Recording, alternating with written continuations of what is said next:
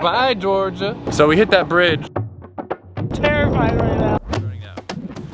We are getting ready to hit a milestone. We're going across the Georgia-Florida border, and we expect that there will be perfect weather on the other side of it. I don't think that's unreasonable. We'll be crossing it momentarily. So we can all start working on our tans and start wearing bathing suits.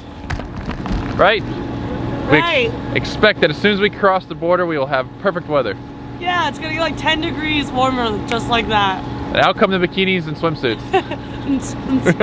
Party time! We're definitely making progress. So there's Fernandina. They're like the first town once you get into Florida, and they always have like crazy industrial crap. I don't actually know what they make. You should look up what they make, but it always smells terrible. But that's your welcome to Florida by ICW Town. There's actually a really good poke place there that plays fun music, and in Fernandina is the name of the town. We are going to ICW today because if we go, it's really not any shorter to go around on the outside. We'd be motoring outside or motoring inside. So since it's not any shorter, we'll just stay on the inside. Get it done that way. So probably we'll anchor an hour or two shy of St. Augustine, and then we'll just get there tomorrow. I still got to call and try to reserve a mooring ball. Hopefully they have one for us. There's not really any place to anchor over there that's convenient, and I don't want to pay for a marina. So mooring ball it is, hopefully. Hey, everybody. Why did the dolphin blush? Because it saw the ocean's bottom. 3, 2, 1. Happy New Florida! Bye, Georgia. We are now in Florida. So says the chart. It's Florida, Georgia. The Florida Georgia line. It's a good band. Is it? It's a country band. You wouldn't know. Oh. All right. There's no more borders between here and no more states to go. No, now we just have customs. But yeah, now we just have Florida, which takes forever. But hey, we're making progress. They build things here. That's a straight fact. Hurry.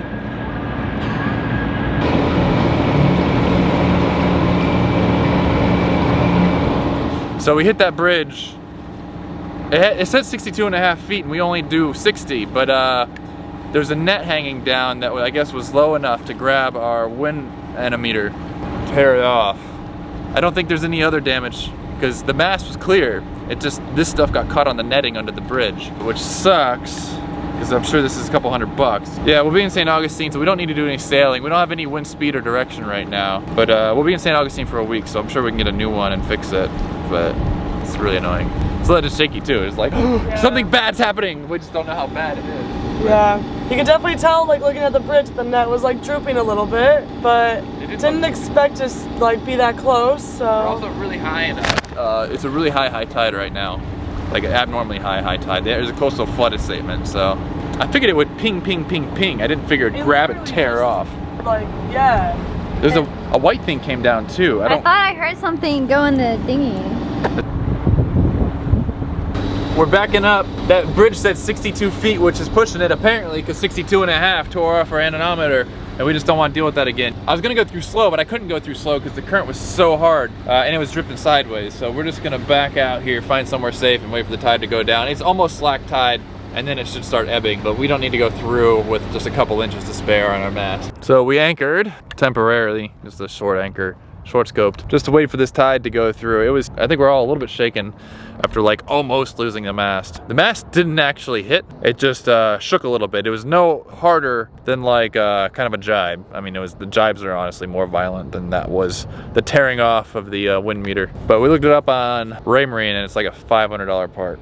Or West Marine. So we're gonna see if we can't find a used one, or maybe it just tore the cable out of it and I can just fix that. We gotta go up the mast to do it. It's all the way at the top, which is the least fun way of going up the mast. So yeah, we're just anchored now, waiting for that bridge to have more than 62 feet of clearance. We're 60, but apparently 62.5 was enough to rip off our anemometer, so don't want to risk losing the mast because somebody's measurements were wrong. Okay, time to take a break.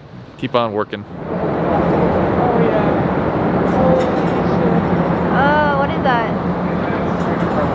Oh, okay. Antenna is great. Didn't hit that one. Oh my god. Yes! We made it through. That was nerve-wracking. Holy crap. The water is super high right now. I think there's like a thing going. I mean, I know it's full moon, but there's abnormally high tides. Maybe because of the low pressure system pushing water in. I'm not entirely sure. I gotta look it up. But every single, so we lost obviously our wind meter. Every single other bridge that we've gone under, so we waited for that bridge, but still our antenna's tapping as we go through. The tide is like 4.5 to 5 feet above the normal 4.5 and 5 foot tide. I guess that's a few feet above normal. These houses, basically their backyard is a beach. And if somebody wakes them, the wakes go in their backyard. We've done the ICW a lot, and we've never had issues with bridges like this, ever. We've never had to wait for the tide to go down to go on our bridge safely. So this is pretty crazy. And all the more reason that after we get to St. Augustine and fix our wind meter and fix a couple other things, we're gonna wait for the weather window and we're gonna go on the outside on the way down. Done with the ICW. It served us well, otherwise we'd just be leaving Charleston like today or something. But time to go on the outside.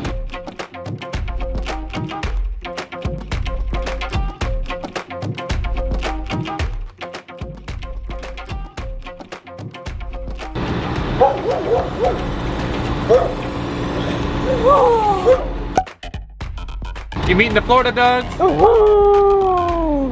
I'm loving it.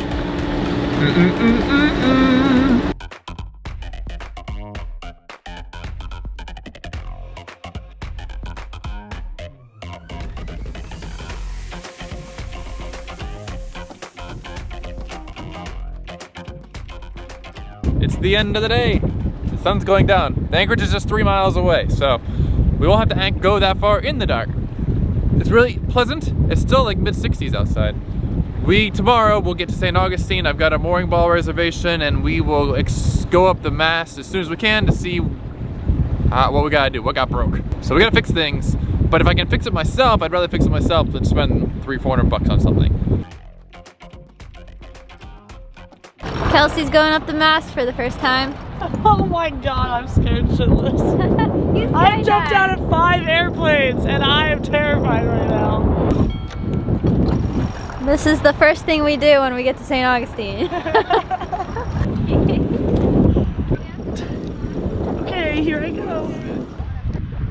This is high. You're not even halfway. Oh, don't look down. Just look out. We're rocking too. Damn, I'm rocking. Man, I'm here. Do I look terrified? I don't want to let go of the mast. Hello, everybody. Okay, Ryan's going up the mast soon.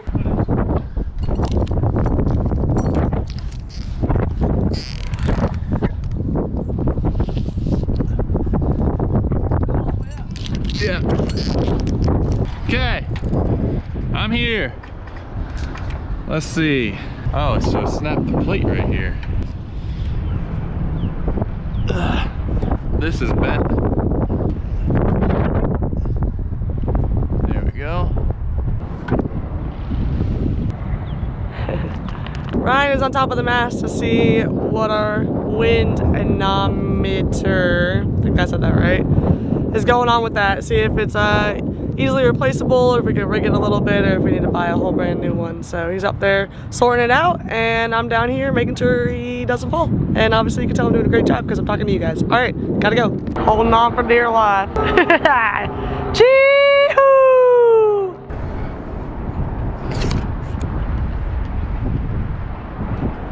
There's a turtle! Look, starboard bow, forward. It's a sea turtle. Oh, there's a manatee! Right in front of us!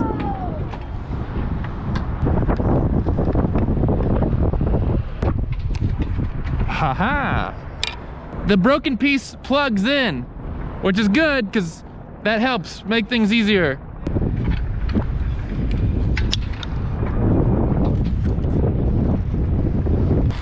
Alrighty, rigged for rappelling.